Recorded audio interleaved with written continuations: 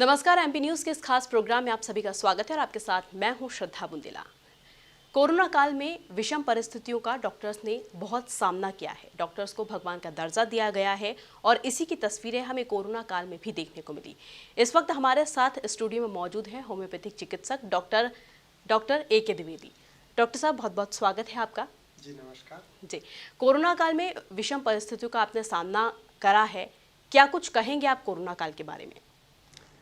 Shraddha ji, corona एक ऐसी बीमारी उभर करके आई, एक ऐसा प्रकोप था जिसके बारे में पहले से कोई भी अवेयर नहीं था, पहले से कोई तैयारी नहीं थी।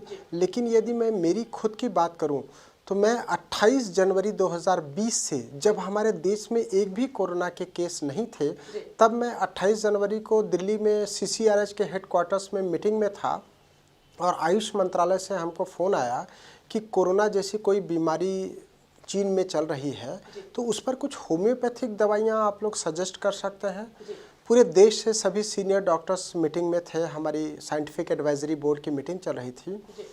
आधे घंटे के लिए मीटिंग रोकी गई और जो चाइना में पेशेंट्स थे उनके बारे में लैंसेट मैगजीन में आर्टिकल छपे थे, उन आर्टिकल का हमने स्टडी किया और उस आर्टिकल में दिए गए सिम्टम्स के आधार पर होम्योपैथिक दवाई आर्सेनिक एल्बम का चयन करके मंत्रालय भेजा गया, जिसके बारे में एडवाइजरी जारी हुई 29 जनवरी 2020 को।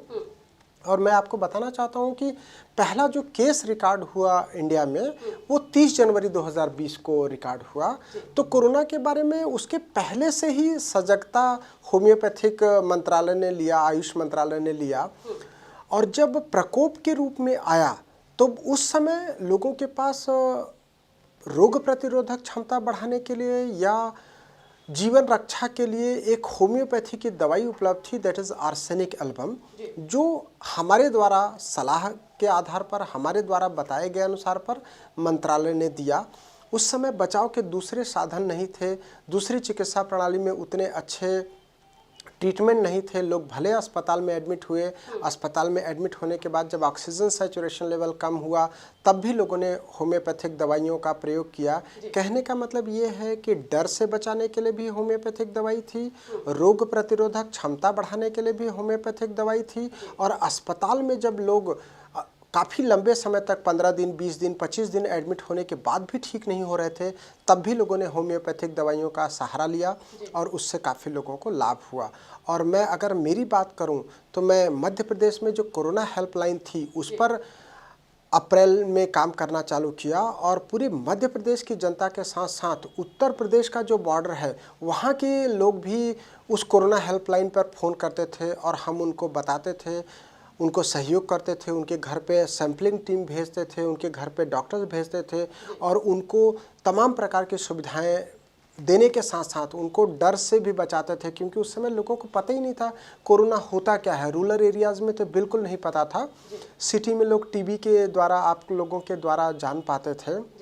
और जब पहला लॉकडाउन लगा था तो ऐसे कई बच्चे जो स्टूडेंट थे, ऐसे कई परिवार जो लॉकडाउन में सारा गलियां सील हो गई, तो उनको जब घर पे उनको खाने की सामग्री नहीं थी तो हम उस समय प्रशासन की मदद से उनके घर पे खाना भी पहुंचवाया। मतलब जो काम हमारा चिकित्सक का नहीं था वो भी हमने किया, तो लोगों को काफ़ी हेल्प किया, जो हो सकता था वो किया। जी सर, आपके बारे में जानकारी है कि एक कोविड मरीज था, उसके लंग्स जो है बहुत ज़्यादा इन्फेक्टेड हो गए थे, उसका भी आपने होम्योपैथिक चिकित्सा के द्वारा इलाज किया है, उसके बारे में आप थोड़ी जानकारी साझा कीजिए। जी श्रद्धा जी, आप बिल्कुल सही बात कर रही हैं। उज्जैन के एक TI हैं जिन्होंने कोरोना के दौरान में काफ़ी विषम परिस्थिति में अपने जीवन रक्षा की, ऊपर वाले की महाकाल की कृपा मैं बोल सकता हूँ, क्योंकि वो काफ़ी लंबे समय से इंदौर के एक बड़े अस्पताल में एडमिट थे। कोरोना पॉजिटिव से ही वो मेरे संपर्क में थे। अस्पताल में एडमिट इसलिए कराया गया ताकि वो जल्दी ठीक हो जाए। उनको शुगर बहुत हाई रहता था और हुआ जस्ट अपोजिट, अस्पताल में इतने परेशान थे। उनकी श्रीमती जी के पास रात को 1 बजे फ़ोन आता था अस्पताल से कि वो काफ़ी सीरियस हो गए हैं और उनको 45,000 का ये इंजेक्शन लगाना पड़ेगा। फिर उनकी श्रीमती जी मुझे फ़ोन करती थी, हम लोग रात को 1 बजे से 3 बजे तक डिसाइड करते थे कि इंजेक्शन लगना चाहिए क्या नहीं लगना चाहिए।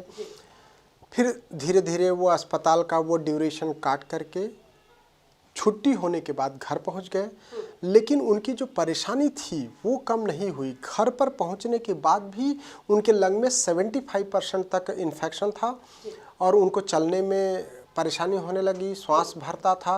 कहने का मतलब ये था कि जो लंग की परेशानी थी वो पूरी तरह से अस्पताल में रह के भी ठीक नहीं हुई। तब हमारे पास आए और हमने होम्योपैथिक दवाई दिया। जब हमने उनको 1 महीने तक होम्योपैथिक दवाई दिया, उसके बाद वो बोले कि मैं पूरी तरह से ठीक हो गया हूँ। तब हमने वापस सीटी स्कैन करा करके देखा तो जो लंग में सीटी में चेंजेस थे वो पूरी तरह से वो भी नॉर्मल हो गए। कहने का मतलब ये है कि उनकी परेशानी भी पूरी तरह से ठीक हो गई और वो बात सीटी स्कैन में भी प्रमाणित की गई। तो ऐसे और भी केसेस आए, पर ये एकदम स्पेशल केस था क्योंकि लंग 75% तक इन्फेक्टेड था अस्पताल से डिस्चार्ज होने के बाद भी, जिसके कारण वो अपना दैनिक कार्य नहीं कर पाते थे और होम्योपैथिक दवा देने से वो पूरी तरह से ठीक हो गए और आज भी वो पूरी तरह से स्वस्थ है और नौकरी भी ज्वाइन कर लिया। यानी कि डॉक्टर साहब कह सकते हैं कि एलोपैथी पर इतना ज़्यादा, ठीक है विश्वास करो, इंजेक्शंस अभी कोरोना में बहुत ज़्यादा लगे हैं, ऑक्सीजन की बहुत ज़्यादा कमी आ गई थी, लेकिन होम्योपैथिक इलाज भी कहीं ना कहीं कारगर साबित होता है। दूसरा सवाल हमारा सर आपसे ये था कि कोरोना के मरीज़ तो अब कम निकल रहे हैं, लेकिन जो डेंगू के मरीज़ हैं अब वो दिन ब दिन बढ़ते जा रहे हैं, उनको क्या कुछ करना चाहिए? डेंगू का जो बुखार होता है वो इतना ज़्यादा खतरनाक और इतना भयावह क्यों होता है, लोगों के लिए जानलेवा क्यों होता है? बिल्कुल सही बात कर रहे हैं श्रद्धा जी आप। बारिश के बाद डेंगू हमेशा ही आता है, ये कोई नई बात नहीं है। यदि मैं दिल्ली की बात करूं या दूसरे बड़े शहरों की बात करूं तो वहां पे डेंगू भी पहले प्रकोप जैसा होता था, लेकिन सरकारी तंत्र के सहयोग से और लोगों में जागरूकता बढ़ाने के साथ साथ अब डेंगू के केसेस काफ़ी कम हो गए हैं। मैं इंदौर की बात करूँ तो इंदौर में 40-45 केसेस अभी डेंगू के पाए जा रहे हैं। मैं लोगों को ये समझाइश देना चाहूँगा कि डेंगू का जो मच्छर है, अगर मैं देखूँ तो मुख्यतः वो दिन में ही काटता है और दिन में हम लोग ऑफिस में होते हैं, स्कूल में होते हैं या हमारे वर्क प्लेस में होते हैं, तो हम लोग घर में तो मच्छर काटने के बहुत सारे बचाव के साधन अख्तियार करते हैं, लेकिन हमारे ऑफिस में, स्कूल में, कॉलेज में, वर्क प्लेस पर मच्छर से बचाव के साधन नहीं अपनाते हैं। तो मैं जो हमारे दिन में युवा साथी हैं या जो भी कार्यकर्ता हैं, जो ऑफिस वाले वर्ग हैं, उनको ये समझाइश देना चाहूँगा कि आप ऑफिस में भी साफ़ सफाई का ध्यान रखें, ऑफिस में भी मच्छर नहीं हो उसका ध्यान रखें। हम घर के सामने तो देखते हैं कि जल जमाव ना हो उसके लिए प्रयास करते हैं, लेकिन ऑफिस में जल जमाव ना हो उसके आसपास उसका भी हमें ध्यान रखना चाहिए। ऑफिस में जो ऑफिसर वर्ग है उनके केबिन में तो मच्छर नहीं जाता होगा, लेकिन जो प्यून है या जो लोअर वर्ग का कर्मचारी है वो लोग जहाँ बैठते हैं वहाँ पे गंदगी होती है, तो वहाँ पे ही साफ सफाई होना चाहिए। और जो आपने बोला कि डेंगू इतना जानलेवा कैसे हो सकता है, तो डेंगू बुखार को हीमोरेजिक फीवर बोलते हैं और बोन फीवर बोलते हैं, हड्डी तोड़ बुखार के नाम से जाना जाता है। डेंगू बुखार में बहुत तेज़ बुखार आता है, सिर दर्द बहुत तेज़ होता है, बॉडी पेन बहुत ज़्यादा होता है। उसमें जो प्रमुखता से मैं बात करूं तो प्लेटलेट्स, ब्लड में 3 तरह की सेल्स होती है, आरबीसी, डब्ल्यूबीसी और प्लेटलेट्स। तो हमारे शरीर में प्लेटलेट्स की कमी हो जाती है। प्लेटलेट्स हमारे शरीर में ब्लीडिंग को रोकने का काम करता है। तो अगर प्लेटलेट की संख्या कम हो जाएगी तो शरीर में किसी भी भाग से ब्लीडिंग हो सकती है, मुंह से ब्लीडिंग हो सकती है, खांसी में ब्लड आ सकता है, नाक से ब्लीडिंग हो सकती है, यूरिन में ब्लीडिंग हो सकती है। अगर डेंगू के दौरान में मेंस्ट्रुअल साइकिल चल रहा है तो मेंसेस से काफ़ी ब्लीडिंग हो सकती है। तो जब ब्लीडिंग शरीर में ज़्यादा होएगी और प्लेटलेट कम हो जाएगा तो शरीर से जान जा सकती है मरीज की। तो ऐसे मरीज जिनका डेंगू हुआ है और प्लेटलेट की संख्या कम आई है, उनको अस्पताल में एडमिट होकर के प्लेटलेट लगाना पड़ता है। कई लोग क्या करते हैं कि घर पर ही इलाज लेने की कोशिश करते हैं या खुद से इलाज लेने की कोशिश करते हैं। मैं उनको सलाह देना चाहूँगा आपके माध्यम से कि घर पर इलाज करने का प्रयास न करें, नज़दीकी चिकित्सक से सलाह लें, आवश्यकता पड़ने पर प्लेटलेट लगाएं। और इन सब के बावजूद भी यदि आपको प्लेटलेट नहीं बढ़ रहा है या आराम नहीं पहुंच रहा है तो मेरी सलाह है कि आप होम्योपैथिक ट्रीटमेंट लें। डेंगू में होम्योपैथिक ट्रीटमेंट बहुत अच्छा कार्यरत है। डेंगू के बचाव के लिए भी आप होम्योपैथी ट्रीटमेंट ले सकते हैं, डेंगू फीवर के लिए भी होम्योपैथी ट्रीटमेंट ले सकते हैं और प्लेटलेट बढ़ाने के लिए आप होम्योपैथी ले सकते हैं। अगर आपने अस्पताल में भर्ती होकर के प्लेटलेट लगवाया और उसके बाद भी शरीर में प्लेटलेट नहीं बच रहा है, नहीं बढ़ रहा है, तब आप होम्योपैथिक दवाई का इस्तेमाल कर सकते हैं। होम्योपैथी चिकित्सक से सलाह लेकर के उससे आपको काफ़ी राहत मिल जाएगी। डॉक्टर साहब, अगर हम होम्योपैथी के इलाज की से थोड़ा हटकर अगर हम बात करें, खाने पीने में, खान पान में हमें क्या कुछ अपनाना चाहिए जिससे हमारी प्लेटलेट्स बढ़ सकें और हम ताकतवर हो सके और डेंगू जैसी बीमारी से हम लड़ सकें? बहुत ही अच्छा प्रश्न है श्रद्धा जी। लोगों को खान पान का बहुत ध्यान रखना चाहिए और बारिश के मौसम में तो बहुत ही ज़्यादा ध्यान रखना चाहिए। मैं लोगों से रिक्वेस्ट करूंगा आपके माध्यम से कि वो स्ट्रीट फूड को अवॉइड करें इस समय, और जहाँ तक हो सके तो गरम गरम खाना लेना चाहिए, ठंडी चीज़ों से थोड़ा सा बचना चाहिए। आप चाहें तो गुड़ लोगों को समझता होगा, गुड़ का सेवन करें, गुड़ में आयरन होता है।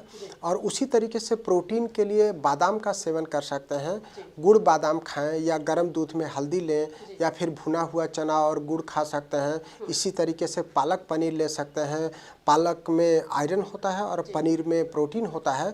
तो हमें आयरन और प्रोटीन का प्रॉपर कॉम्बिनेशन लेना चाहिए, उससे हमारे शरीर में खून बढ़ेगा, उससे हमारे शरीर में प्लेटलेट्स भी अच्छा बनेंगे। हमारे शरीर में हीमोग्लोबिन अगर अच्छा रहेगा, प्लेटलेट्स अच्छा रहेगा, तो हमारे शरीर की रोग प्रतिरोधक क्षमता बेहतर रहेगी और हम जल्दी से रोग का शिकार नहीं होंगे। अगर आप बीमार हैं तो भी आप गुड़ और दलिया खा सकते हैं। सभी के घर में दलिया, गेहूं की दलिया उपलब्ध है। आप गेहूं की दलिया को गुड़ के साथ पका करके खा सकते हैं, उससे आपके शरीर में ताकत रहेगी। मैं तो बोलूँगा जिनको डेंगू है, अगर वो अस्पताल में एडमिट हैं तो वहाँ भी गुड़ का दलिया आप खाएं, आपको बहुत जल्दी ताकत महसूस होगी। क्योंकि डेंगू में बहुत कमज़ोरी आ जाती है, हमारे हड्डी में दर्द होता है। तो आपको आयरन और प्रोटीन बहुत ज़्यादा मात्रा में लेना चाहिए। उसके साथ साथ थोड़ा सा विटामिन सी के लिए आप नींबू के बजाय आंवला को प्रेफर करें। आंवला कैंडी या आंवले का मुरब्बा ले सकते हैं, उससे आपको काफ़ी राहत होगा। इसी तरीके से कैल्शियम की चीज़ें ले सकते हैं। मैं कैल्शियम के लिए दूध लेने का बहुत साधारण सा सलाह है, दूध ले सकते हैं। दूध में चाहे तो गुड़ डाल के ले सकते हैं, दूध में हल्दी ले सकते हैं। अगर इस तरीके का खान पान रखेंगे तो बीमार नहीं होंगे। मैं सलाह दूंगा कि स्ट्रीट फूड या पानी पूरी थोड़ी सी अवॉइड कर लें 2 महीने के लिए, वो ठीक है। जी डॉक्टर साहब, आमतौर पर हम देखते हैं कि जब भी किसी को डेंगू होता है तो लोग बोलते हैं आप फ्रूट्स में कीवी खाइए, पपीते का जूस पीजिए या पपीता खाइए। उसके लिए क्या वाकई में पपीता और कीवी काम करते हैं डेंगू के लिए? बिल्कुल काम करते हैं श्रद्धा जी। यदि मैं कीवी की बात करूं तो आप बताइए कि कीवी कौन से गांव में उपलब्ध है, कीवी कौन से शहर में कितने घरों में उपलब्ध है। मैं लोगों को सरल उपाय बता रहा हूं। सरल उपाय में पपीता है, बिल्कुल पपीता खाने से बढ़ता है, ऐसा देखा गया है। कुछ लोग पपीता की पत्ती का जूस पीते हैं, उससे भी बढ़ता है। बढ़ता सभी से है, लेकिन मैं जो चाहता हूं कि जो हमारे घर में आसानी से उपलब्ध है उसका सेवन करें। अगर कीवी की मैं बात करूं तो कीवी काफ़ी महंगी आती है, हर वर्ग उसको खरीद नहीं सकता है। कीवी ठंडी होती है, खट्टी होती है, अगर खट्टा खाएंगे तो गला खराब हो सकता है। इसीलिए मैंने नींबू के बजाय आंवले का सलाह दिया लोगों को। कीवी में विटामिन सी की मात्रा है, विटामिन सी के फूड के बतौर मैंने पहले ही बोला कि आंवला लेना चाहिए। अगर आप कीवी लेना चाहती हैं तो कीवी भी बिल्कुल सहयोग करेगा। आप राजमा खा सकते हैं, राजमा हेल्प करेगा। मैंने उसके लिए भुना चना पहले ही सलाह दिया। कहने का मतलब ये है कि हमारे डाइट में प्रोटीन, आयरन, विटामिन सी और कैल्शियम ऐसे फूड सप्लीमेंट्स लेना चाहिए, या ड्राई फ्रूट्स लेना चाहिए। आप चुकंदर ले सकते हैं, गाजर ले सकते हैं, जो हर मौसम में उपलब्ध है। मैं केवल उसी की बात कर रहा था। इस तरीके से आप अंजीर खिला सकती हैं, मुनक्का दे सकती हैं। बहुत सारे ऐसे पदार्थ हैं जिसका सेवन कर सकते हैं। कीवी और पपीता भी बिल्कुल लाभदायक है। जी बहुत बहुत शुक्रिया कि डेंगू के बारे में इतनी सारी जानकारी साझा करने के लिए। सर, दूसरा सवाल हमारा ये आपसे ये था कि ब्लैक फंगस मरीजों का भी आपने इलाज किया है, उनके बारे में कितनी सफलता होम्योपैथिक चिकित्सा के द्वारा मिली है? ब्लैक फंगस के हमारे पास काफ़ी केसेस आए। जो लोग अस्पताल में एडमिट थे उस समय आपने देखा होगा कि उनको एंटी फंगल इंजेक्शंस नहीं मिल पा रहे थे, इंजेक्शन की बड़ी शॉर्टेज थी। और मेरी मेडिकल कॉलेज के डीन से जब चर्चा हुई तो उनका कहना था कि 50% मॉर्टलिटी है, और जो मरीज आते थे वो बहुत डरे हुए रहते थे। उन्हीं के वार्ड में उनके पता चला एक पलंग छोड़ करके दूसरे पलंग वाला मरीज मर गया, तो लोगों में बहुत ज़्यादा डर था, उनको इंजेक्शन नहीं मिल रहा था। डॉक्टरों को भी इतना ज़्यादा केसेस बढ़ गए थे कि सारी चीज़ों की शॉर्टेज थी। तो उस समय हमारे पास कुछ मरीजों ने कांटेक्ट किया, हमने उनको अस्पताल में भर्ती रहते हुए ही होम्योपैथिक ट्रीटमेंट दिया। उससे ये हुआ कि उनका जो इन्फेक्शन का स्प्रेड था, जैसा कि बोला गया कि स्प्रेड बहुत फास्ट हो रहा था, उसमें काफ़ी रोक लगी और मरीज बच करके अपने घर पहुंच गए। तो काफ़ी अच्छी सफलता मिली। लेकिन हमने जो प्रोटोकॉल था अस्पताल में रह करके जो ट्रीटमेंट ले रहे थे, उसके साथ में ही होम्योपैथिक दवाई देना बेहतर समझा और खूब अच्छा परिणाम मिला। जी। डॉक्टर साहब, हम आपसे आगे ये जानना चाहते हैं कि महिलाओं को बहुत सारी परेशानियां होती है। माहवारी के समय बहुत महिलाएं ऐसी होती हैं जो कुछ बातें छुपा जाती हैं, उनके बारे में आप क्या कुछ कहेंगे? क्योंकि कहते हैं कि 7 दिन का उनका समय होता है, लेकिन वो चीज़ बहुत ज़्यादा समय तक बढ़ जाती है। उसके लिए आप क्या कुछ कहना चाहते हैं महिलाओं के लिए? मैं हमारी सभी महिला बहनों से ये निवेदन करता हूँ कि आपको अगर माहवारी के समय 3 दिन 5 दिन से ज़्यादा ब्लीडिंग हो रही है तो आप तुरंत अपने चिकित्सक से सलाह लें। आप अपने घर वालों को बताएं। कई बार क्या करती हैं महिलाएं कि उनको ब्लीडिंग बहुत ज़्यादा होती है, वो अपने घर में लोगों से चर्चा नहीं करती हैं, शर्म के मारे डॉक्टर को नहीं बताती हैं। बिल्कुल इस तरह का शर्म नहीं करें। इस तरह का शर्म आपको कठिन बीमारी की ओर ले जा सकता है। अगर आप नहीं बताएंगी घर वालों को, आपका हीमोग्लोबिन कम हो जाएगा, एनीमिया की शिकार हो जाएंगी। वो एनीमिया आपके बोन मैरो पे इफ़ेक्ट कर सकता है। अगर ब्लीडिंग आपको 7 दिन से ज़्यादा हो रही है, 15 दिन, महीने भर या 2 महीने हो रही है, तो आप तुरंत चिकित्सक से इसके लिए सलाह लीजिए। और जैसा कि मैंने अभी खान पान बताया था, आप आयरन प्रोटीन का सप्लीमेंट्स लीजिए। और अगर बहुत कम हो गया, हीमोग्लोबिन 4 ग्राम 6 ग्राम हो गया, तो आपको ब्लड चढ़ाना भी पड़ सकता है। मैं ये सलाह दूंगा कि अगर आपको ब्लीडिंग हो रही है और किसी चीज़ से रुक नहीं रही है तो आप होम्योपैथिक ट्रीटमेंट लीजिए। होम्योपैथी में ब्लीडिंग रोकने की काफ़ी अच्छी दवाइयाँ हैं। तो आप अपनी जो भी बीमारी है उसके लिए छुपाइए नहीं। छुपाने से आपकी बीमारी बढ़ेगी। अगर आप सही समय पर उसको बताएंगे डॉक्टर को, सही समय पर डायग्नोस होगा, तो आप जल्दी ट्रीटमेंट के कारण जल्दी ठीक हो सकेंगी। वही जितना बीमारी प्रोलॉन्ग हो जाएगी, जितना पुरानी हो जाएगी, उतना ही ठीक होने में भी आपका समय लगेगा और आपका पैसा भी ज़्यादा लगेगा।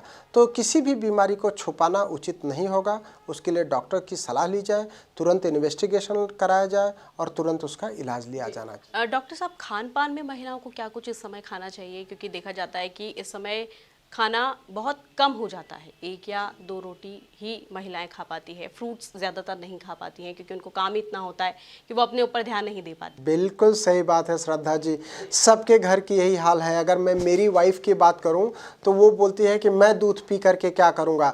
हमारे देश में ऐसे ही परिपाटी है, मतलब जो लड़के होते हैं उनको तो बड़ा गिलास और बड़ा कटोरा में दूध दिया जाता है, पर जो लड़कियां होती हैं उनको थोड़ा सा ही दूध दिया जाता है। ये बिल्कुल गलत है, मैं बिल्कुल इससे सहमत नहीं हूँ। मैं चाहूँगा कि जिस तरीके से पुरुषों का केयर किया जाता है उसी तरीके से घर की महिलाओं का केयर किया जाना चाहिए। आपने कहीं देखा होगा या पढ़ा होगा या सुना होगा, अगर घर की महिला स्वस्थ है तो वो परिवार स्वस्थ और सुखी रहेगा। अगर घर की महिला बीमार है तो वो परिवार ही बीमार हो जाएगा। अगर महिला बीमार है तो वो अपने पति का केयर नहीं कर सकेगी, अपने बच्चों का केयर नहीं करेगी। वैसे उल्टा और होगा कि वो चिड़चिड़पन करेगी, गुस्सा करेगी, क्योंकि शरीर कमज़ोर हो गया है। तो जब शरीर कमज़ोर है तो उसको काम घर का कैसे कर सकेगी? तो अनावश्यक लड़ाई हो जाती है, अनावश्यक टेंशन और गुस्सा, चिड़चिड़पन करते हैं। तो इसलिए मैं सभी महिलाओं को रिक्वेस्ट करूंगा, निवेदन करूंगा कि आप भरी हुई गिलास दूध का लीजिए, उसमें हल्दी डाल करके लीजिए, प्रॉपर गुड़ लीजिए, मुनक्का लीजिए, ड्राई फ्रूट्स का सेवन करिए। अगर आपको रोटी बहुत ज़्यादा खाना पसंद नहीं है तो आप रोटी चावल कम करके, क्योंकि उनको पतला होना रहता है ना, तो खाना बंद कर देती हैं। और जब खाना बंद कर देती हैं तो एक दिन चक्कर आकर के गिर जाता है और फिर हमारे क्लिनिक में लेकर के आते हैं कि डॉक्टर साहब इन्होंने डाइटिंग किया था और चक्कर आ गया, गिर गया। तो आप ऐसा नहीं करिए। अगर आप रोटी या चावल कम करना चाहती हैं तो उसके साथ सलाद की मात्रा बढ़ाइए, और नहीं तो आप ड्राई फ्रूट की मात्रा बढ़ा लीजिए। ड्राई फ्रूट्स क्या है, आपको एनर्जी देगा और शरीर में जो न्यूट्रिएंट्स की कमी है वो नहीं होने देगा। आप सोच रही हैं कि हम खाना छोड़ करके पतले दुबले तो हो जाएंगे, लेकिन पतले दुबले होने के साथ आपको ये भी देखना पड़ेगा कि हमारे शरीर में न्यूट्रिएंट्स की कमी तो नहीं हो रही है, विटामिन्स की कमी तो नहीं हो रही है, मिनरल्स की कमी तो नहीं हो रही है। तो वो हमारे विटामिन्स और मिनरल्स की पूर्ति ड्राई फ्रूट से होगा। और जो लोग नॉन वेजिटेरियन हैं वो मछली लेंगे तो उससे, मछली लेने से वजन नहीं बढ़ेगा, उससे आपको रिच प्रोटीन मिलेगा, फर्स्ट क्लास प्रोटीन मिलेगा। तो इस तरीके से आप बैलेंस डाइट को अपना करके स्वस्थ रह सकते हैं, सुखी रह सकते हैं और मोटापा से भी बच सकते हैं। डॉक्टर साहब, ये तो बात हो गई महिलाओं की। अब हम आगे बढ़ते हैं और तीसरी लहर की बात करते हैं। लोगों में बड़ा डर है तीसरी लहर का। तीसरी लहर को लेकर आपके क्या कुछ आपके पास जानकारी है? क्या कुछ आप हमारे साथ साझा करना चाहते हैं? क्या वाकई में तीसरी लहर आने वाली है? श्रद्धा जी, कुछ भी प्रेडिक्शन तीसरी लहर आएगी या नहीं आएगी ये अनप्रेडिक्टेबल है। कोई भी ज्योतिषी ये नहीं बताया था कि कोरोना जैसी बीमारी आएगी या कोरोना से इतने लोग मरेंगे, फिर भी बीमारी आई और लोगों मरे। कोई भी ये प्रेडिक्ट नहीं कर सकता कि बीमारी आएगी या नहीं आएगी। मैं एक बात बड़ा इम्पॉर्टेंट आपको बताना चाहता हूँ कि कोरोना बीमारी नहीं आए उसके लिए हम सबकी भागीदारी बहुत ज़रूरी है, हम सबका उसके लिए प्रयास बहुत ज़रूरी है। मतलब यज्ञ में जो आहुति है वो सबकी आहुति बहुत ज़रूरी है। हम अगर ये बोला जाता है कि पब्लिक प्लेस पे मास्क अपनाएं, तो मुझे लगता है कि सभी ने पब्लिक प्लेसेस पे मास्क को अपनाना ही चाहिए। अगर ये बोला जाता है कि डिस्टेंस मेंटेन करें तो डिस्टेंस मेंटेन करना ही चाहिए। ये कोई इतना कठिन काम नहीं है जो नहीं किया जा सकता है। भीड़ को अवॉइड करना है तो भीड़ आप अवॉइड कर लीजिए। अगर मास्क लगाना है तो मास्क जब आप भीड़ में हैं तो लगा सकते हैं। तो इतना छोटा छोटा प्रयास करके आप बच सकते हैं। दूसरी बात जो है, सबको रोग प्रतिरोधक क्षमता बढ़ाना है, इम्यूनिटी बढ़ाना है। तो सबसे पहले इम्यूनिटी कैसे बढ़ेगी? डर को हटाना है, डर से आपको निकल करके बाहर आना है। यदि आज हमको लगता है कि कोरोना नहीं है तो हमें उस डर को अभी हटा देना चाहिए। उस तरीके से हमारे वर्क पे फोकस करना चाहिए, हमारे बिजनेस पे ध्यान देना चाहिए। जो हमारा लॉस हुआ है उसको रिकवर करने का प्रयास करना चाहिए। उसके लिए स्ट्रेस को छोड़ना पड़ेगा, फियर को छोड़ना पड़ेगा, एंग्जाइटी को छोड़ना पड़ेगा कि तीसरी लहर आएगी कि नहीं आएगी। आप उसके लिए खुद को इतना स्ट्रांग करिए, खुद को ही कर बुलंद इतना। तो वो बुलंदी कैसे होगी? आप डर को हटाइए। आप जो समय समय पर सरकार द्वारा गाइडलाइन दिया जाता है उसका बखूबी पालन करिए। अगर मैं मेरी बात करूं तो मैं पूरे कोरोना टाइम में एक्टिव रहा, मरीज भी देखता रहा, लेकिन हमको कोरोना नहीं हुआ, हमारे पूरे परिवार को भी कोरोना नहीं हुआ। उसके लिए हम लोगों ने पूरा गाइडलाइन का पालन किया, होम्योपैथिक दवाई का बतौर इम्यूनिटी बूस्टर पालन किया। मैं आज भी ये बताना चाहूँगा कि जिस वर्ग को अभी वैक्सीन नहीं लगा है वो वर्ग होम्योपैथिक दवाइयों का सेवन करें बतौर इम्यूनिटी बूस्टर, और जिसको वैक्सीनेशन लग गया है वो उसका दूसरा खुराक भी लगवाएं। क्योंकि अगर 2 डोज लगवाना है तो दोनों डोज लगवाएं। ऐसा नहीं करें कि आपने 1 डोज लगवा लिया और दूसरे डोज के लिए आप लापरवाह हो रहे हैं। तो हमारी लापरवाही नहीं हो, हमारी आहुति उसमें बहुत ज़रूरी है कि हम खुद के लिए भी प्रयास करें, समाज के लिए भी प्रयास करें, सो दैट कि हम सभी लोग मिल करके तीसरी लहर को हटा सकें या ना आने दें या उससे बच सकें। बिल्कुल डॉक्टर साहब, यानी कह सकते हैं कि जागरूकता की अभी भी कहीं ना कहीं कमी है, क्योंकि फर्स्ट वेव में लोगों को ये समझने में ही टाइम लग गया था कि कोरोना हो कैसे रहा है। सेकंड वेव में इतनी ज़्यादा परेशानी आ गई कि लोग खुद से ही परेशान हो गए। थर्ड वेव में अभी भी लोगों के मन में डर है कि कहीं तीसरी लहर ना आ जाए, बच्चों पर अटैक ना करें। बच्चों के लिए आप क्या कुछ कहना चाहेंगे? बच्चों के लिए मैं यही कहना चाहूँगा कि बच्चे हेल्दी डाइट लें, बैलेंस डाइट लें। अभी अगर वो खेलने के माहौल में हैं तो उनको खेलने दिया जाए, उनको डराया ना जाए। उनको वैसे भी बच्चे डरते नहीं हैं तो बच्चों को डराया नहीं जाए। अभी वैसे भी स्कूल खुली नहीं है, कॉलेज खुले नहीं हैं, तो बच्चे अभी काफ़ी सेफ़ जोन में हैं। उस सेफ़ जोन को बनाए रहने के लिए उनके पेरेंट्स को ध्यान देना ज़रूरी है। पेरेंट्स जहाँ भी वर्क प्लेस पे जा रहे हैं वहाँ पे सोशल डिस्टेंसिंग का पालन करें, मास्क लगाएं। और सबसे जो इम्पॉर्टेंट बात है वो मैं आपके द्वारा शेयर करना चाहता हूँ। अगर आपको सर्दी, जुखाम, बुखार या गले की कोई भी परेशानी हो रही है और 1 या 2 दिन से ज़्यादा है तो आप तुरंत कोविड टेस्ट कराइए। बिल्कुल डरिए मत, घबराइए नहीं। लोगों ने क्या किया कि उन्होंने टेस्टिंग इतना लेट कराया, बोले नहीं हमको तो कोरोना हुआ ही नहीं है, और वो इन्फेक्शन शरीर में ज़्यादा फैल गया, बढ़ गया। तो आप इस तरीके से खुद ही मत डिसाइड कर लीजिए। Let the result of test will decide कि आपको कोविड है या नहीं है। तो टेस्टिंग जितना जल्दी होगा, जितना अर्ली टेस्टिंग होगा उतना जल्दी कंट्रोल होगा। उसको बढ़ाना और उसको सबको कराना बहुत ज़रूरी है। जी डॉक्टर साहब, जैसे कि आपने बताया कि होम्योपैथिक चिकित्सा हमें लेना चाहिए, उसका इलाज हमें करवाना चाहिए, तो उसमें किसी चीज़ का परहेज़ करना पड़ता है, खान पीन का, खाने पीने का, या किसी चीज़ का? नहीं, ये गलत धारणा है। होम्योपैथी दवा के लिए कोई परहेज़ की ज़रूरत नहीं है। आपको जिस तरह की बीमारी है उसके लिए परहेज़ करना ज़रूरी है। यदि आपको शुगर है, डायबिटीज़ की बीमारी है तो आपको मीठी चीज़ें नहीं लेना है। अगर आपको ब्लड प्रेशर की परेशानी है तो आपको नमकीन चीज़ें नहीं लेना है। जिस तरह की बीमारी है, अगर आपको पथरी हो रहा है तो स्टोन फॉर्मेशन वाले जो चीज़ें हैं जैसे कैल्शियम है, फॉस्फेट है, यूरेट्स है, उस तरह का चीज़ें अवॉइड करना है। ट्रीटमेंट के लिए कुछ ऐसा परहेज़ है, ऐसा आवश्यक नहीं है। जिस तरह अगर आपका बार बार गला ख़राब हो जाता है, सोर थ्रोट हो जाता है, तो आपको आइसक्रीम या खट्टी चीज़ों को अवॉइड करना चाहिए। जिस तरीके की परेशानी है, अगर आपको धूप में निकलने से आपकी स्किन काली पड़ रही है या आपको सिर दर्द हो रहा है, तो आपको धूप से बचना चाहिए। बचाव इलाज से बेहतर है, हमेशा ही बचाव जो है, prevention is better than cure. तो जिस तरीके की आपको परेशानी है, अब आपको पाइल्स की परेशानी है और आप मसालेदार या नॉनवेज या लाल मिर्ची का खाना खाएंगे तो पाइल्स की परेशानी बढ़ेगी, इंडाइजेशन बढ़ेगा, आपको एसिडिटी हो रहा है और आप मसालेदार खाना खा रहे हैं, तो वो आपको अवॉइड करना चाहिए। ट्रीटमेंट होम्योपैथी ट्रीटमेंट के लिए ऐसा ज़रूरी नहीं है, कोई भी व्यक्ति होम्योपैथी ट्रीटमेंट ले सकता है। हम लोग तो डायबिटीज़ के लोगों को भी, मरीजों को भी होम्योपैथिक ट्रीटमेंट डिस्टिल वाटर में देते हैं, तो उनका शुगर बढ़ने के बजाय सीधे कम होता है। तो ऐसा कोई परहेज़ आवश्यक नहीं है। जी, बहुत बहुत शुक्रिया डॉक्टर साहब हमसे तमाम जानकारी साझा करने के लिए। आज डॉक्टर साहब हमारे स्टूडियो पर पधारे और बहुत सारी तमाम जानकारी जो है वो हमारे साथ साझा की है।